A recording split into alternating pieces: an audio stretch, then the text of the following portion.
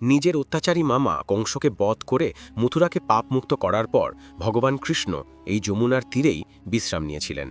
কিন্তু এই বিশ্রামস্থানের সবচেয়ে বড় রহস্য কৃষ্ণের সাথে নয়, বরং মৃত্যুর দেবতা যমরাজের সাথে সম্পর্কিত। গল্পটি হল এই যমুনা নদী, যেখানে কৃষ্ণ বিশ্রাম নিয়েছিলেন, তিনি স্বয়ং মৃত্যুর দেবতা যমরাজের বোন। তারা দুজনেই সূর্যদেবের সন্তান ছিলেন এবং ভাই বোনের মধ্যে ছিল অপার স্নেহ।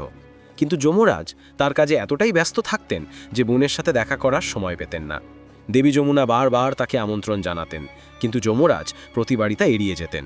অবশেষে একদিন যমুনা তার ভাইকে প্রতিজ্ঞা দিয়ে বাঁধলেন এবং যমরাজকে তার সাথে দেখা করতে আসতেই হলো। সেদিন ছিল কার্তিক মাসের শুক্লপক্ষের দ্বিতীয়া। তিনি তার ভাইয়ের প্রেমের সাথে সৎকার করলেন। এই স্নেহে যমরাজ এতটাই খুশি হলেন যে তিনি যমুনাকে বর চাইতে বললেন। তখন যমুনা নিজের জন্য কিছুই চাইলেন না। তিনি বললেন, হে ভাই, আমি এই বর চাই যে আজকের দিনে যে কোনো ভাই তার বোনের বাড়িতে গিয়ে তার আতিথেয়তা গ্রহণ করবে, তাকে যেন কখনো আপনার যমপুরী অর্থাৎ যমলোকের ভয় না থাকে।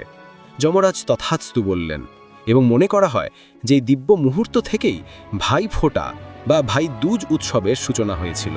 আর যে পবিত্র স্থানে ভাই বোনের এই দিব্য মিলন হয়েছিল, মথুরার সেই বিশ্রাম ঘাটেই আজ অবস্থিত ভারতের একমাত্র এমন মন্দির যেখানে যমরাজ তার বোন যমুনার সাথে পূজিত হন, শ্রী যমুনা ধর্মরাজ মন্দির। ধারণা করা হয় যে আজও ভাইফোঁটার দিনে এই ঘাটে যমুনায় একসাথে স্নান করা ভাই বোনের অকাল মৃত্যুর ভয় থাকে না।